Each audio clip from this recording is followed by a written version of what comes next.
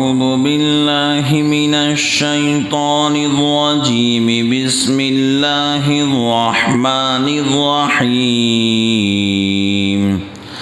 فرح المخلفون بمقعدهم خلاف رسول الله وكرهوا أن يجاهدوا بأموالهم وأنفسهم في سبيل الله وقالوا لا تنفروا في الحر قل نار جهنم أشد حرا لو كانوا يفقهون فليضحكوا قليلا وليبكوا كثيرا جزاء بما كانوا يكسبون فإذ رجعك الله إلى طائفة منهم فاستأذنوك للخروج فقل لن تخرجوا معي أبدا ولن تقاتلوا معي عدوا إنكم رضيتم بالقعود أول مرة فاقعدوا مع الخالفين۔ خوش ہو گئے پیچھے رہنے والے اپنے بیٹھ رہنے سے جدا ہو کر رسول اللہ سے، اور گھبرائیں اس سے کہ لڑے اپنے مال سے اور جان سے اور اللہ کی راہ میں، اور بولے کہ مت کوچ کرو گرمی میں، تو کہہ دوزخ کی آگ سخت گرم ہے۔ اگر ان کو سمجھ ہوتی سو وہ ہنس لیوے تھوڑا اور روے بہت سا، بدلہ اس کا جو کماتے تھے۔ سو اگر پھر لے جائیں تجھ کو اللہ کسی فرقے کی طرف ان میں سے، پھر اجازت چاہے تجھ سے نکلنے کی، تو تو کہہ دینا کہ تم ہرگز نہ نکلو گے میرے ساتھ کبھی، اور نہ لڑو گے میرے ساتھ ہو کر کسی دشمن سے۔ تم کو پسند آیا بیٹھ رہنا پہلی بار، سو بیٹھے رہو پیچھے رہنے والوں کے ساتھ۔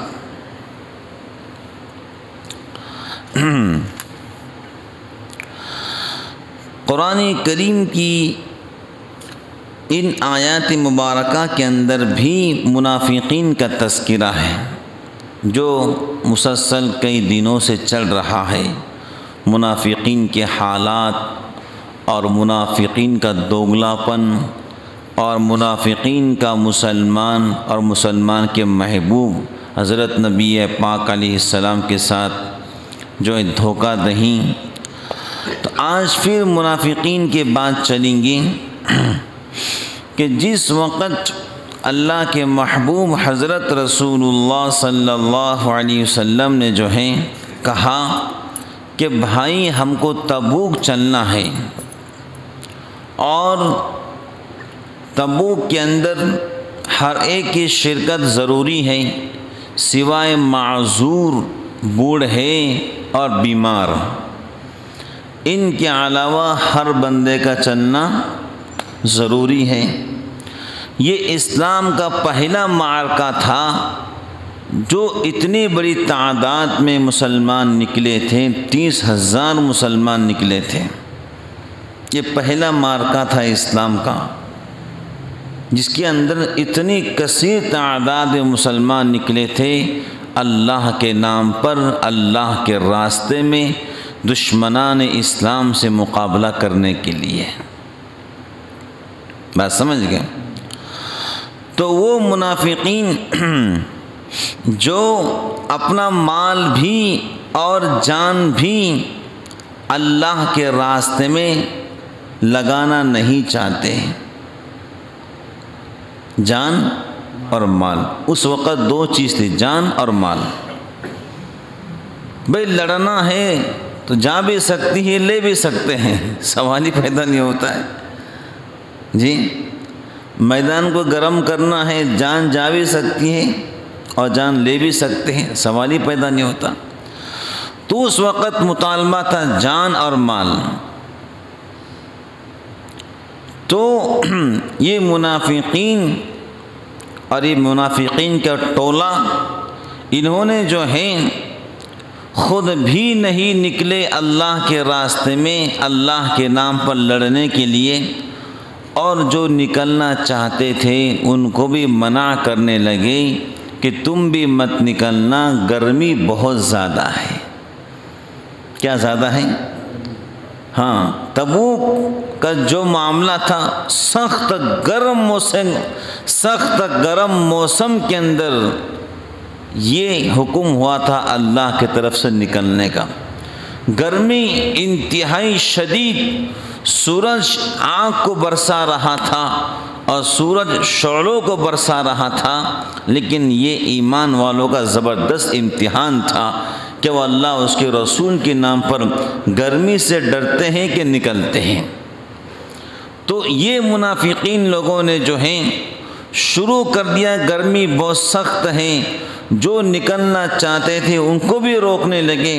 تو میرے رب نے قرآن میں کہا قُلْ نَارُ جَهَنَّمَ أَشَدُّ حَرًّا، میرے محبوب آپ ان سے کہیے کہ تم دنیا کے گرمی سے ڈر رہے ہو، جہنم کی گرمی سے تم کیسے بچ پاؤ گے؟ دوزخ کی گرمی بڑی سخت، دوزخ کی گرمی بڑی خطرناک، دوزخ کی گرمی بڑی شدید، دوزخ کی آگ شعلے دار، اس کی گرم گرم ہوائیں، انسان کا وجود اس کو برداشت نہیں کر سکتا ہے۔ بلکہ حدیث پاک میں آتا ہے جب بھی جہنم ٹھنڈی ہونے لگتی ہے تو جو جہنم کا فرشتہ داروغہ اس کا نام ہے، وہ جانتا ہے اور جہنم کی آگ کو بھڑکاتا ہے۔ حضور نے کہا میں جہنم میں گیا تو میں نے جہنم کے کسی فرشتوں پر مسکراہٹ نہیں دیکھی۔ جہنم کے فرشتے انتہائی ڈراؤنی، اور اللہ رب العالمین نے جہنم کے فرشتوں کے اندر رحم کا مادہ نہیں رکھا ہے۔ کیا کا مادہ؟ رحم، ہمدردی کا مادہ ان کے اندر نہیں رکھا ہے۔ انسان کے اندر ہمدردی بھی ہے، غصہ بھی ہے، لیکن وہ جو جہنم کے فرشتے ہیں ان کے اندر ہمدردی کا مادہ نہیں ہے۔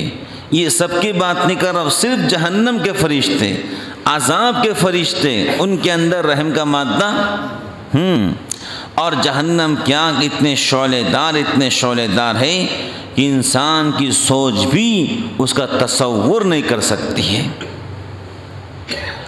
بات سمجھ گئے؟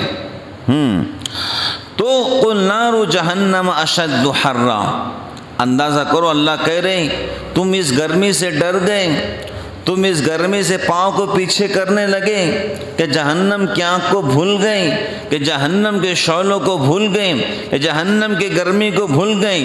لَوْ كَانُوا يَفْقَهُونَ، اگر ان کو سمجھ ہوتی تو یہ ایسا کبھی نہیں کرتے۔ بھائی اس لڑائی میں نکلنا اور اسلام اور مسلمانوں کی دین و ایمان کی حفاظت کے لیے اللہ کے نام پر اپنے مال کو اور وقت جان کو لگانا، تو یہ منافقین اس ٹائم پیچھے ہٹنے لگے۔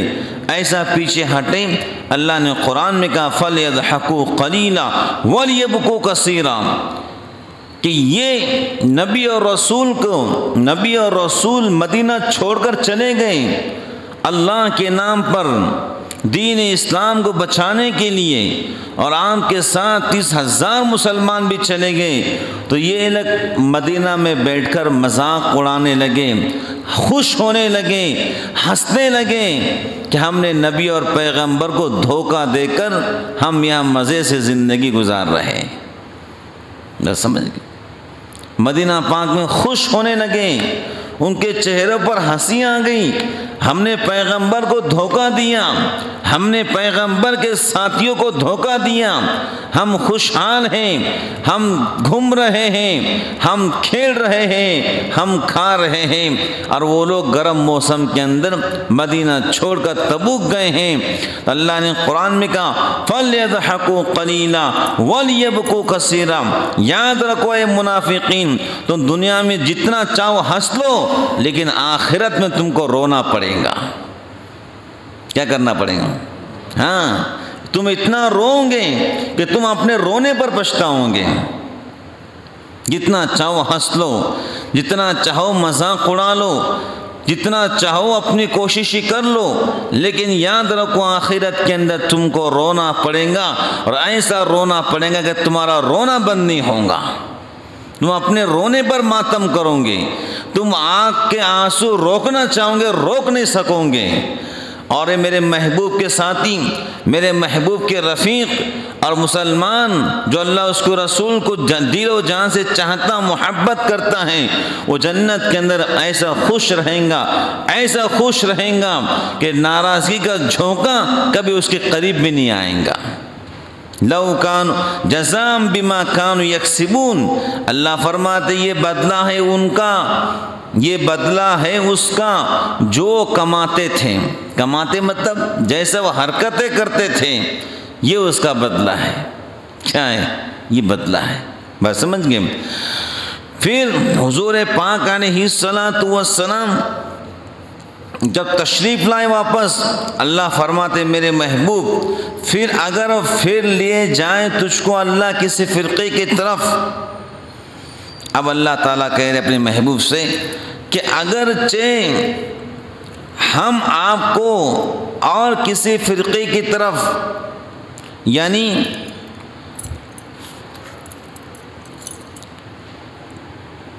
پھر لے جائیں تجھ کو اللہ کسی فرقے کی طرف ان میں سے، اس کا مطلب یہ ہے کہ اگر اللہ رب العالمین تبوک کے بعد کسی اور فرقے کے طرف آپ کو لے کر جائیں دین اسلام کے بقا کے لیے اور اس فرقے سے لڑنے کے لیے، تو میرے محبوب اگر یہ منافقین جو مدینہ میں رکھے ہوئے ہیں اگر یہ آپ سے اجازت چاہیں کہ ہم بھی آپ کے ساتھ میں چلنے تیار ہیں، تو آپ ان کو اجازت مت دینا۔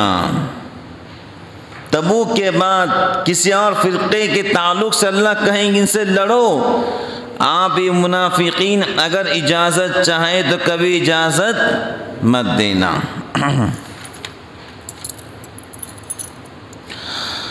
تو اب بتائیے کہ منافقین کے لیے یہ دنیا کے اندر ہی اللہ کی سزا ہے کہ میرے محبوب اگر وہ خوش دلی کے ساتھ بھی چلنا چاہیں، خوش دلی کے ساتھ سچ مجھ بھی چلنا چاہیں، اب ان کو اجازت مت دینا۔ اللہ فرما رہے اگر سچ مجھ بھی چلنا چاہیں، خوش دلی کے ساتھ بھی چلنا چاہیں، اب ان کو اجازت مت دینا، ان کی مہلتیں اب ختم ہو چکی ہیں۔ تو مفسرین لکھتے ہیں یہ ان کے لیے دنیا کی سزا ہے۔ کیا ہے؟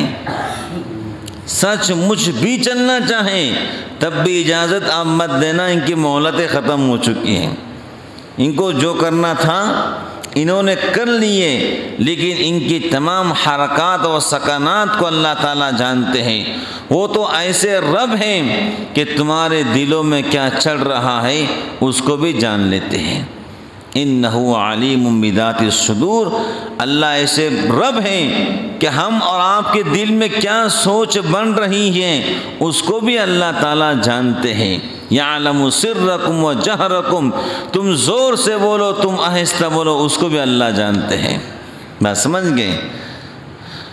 تو منافقین نے دنیا کی چند روزہ نعمتوں کے لیے، دنیا کے چند روزہ موج و مستی کے لیے، دنیا کے چند روزہ عیش و عشرت کے لیے، ساز و سامان کے لیے آخرت کا اتنا بڑا نقصان کیے ہیں، اتنا بڑا نقصان کیے ہیں کہ اللہ رب العالمین نے اپنے محبوب کے ذریعے نام بنام بتلا دیا تھا، یہ منافق ہیں، یہ اس کے باپ کا نام ہے، فلاں جگہ رہتا ہے، اور منافقین کے لیے اللہ کا فیصلہ جہنم کا ہے۔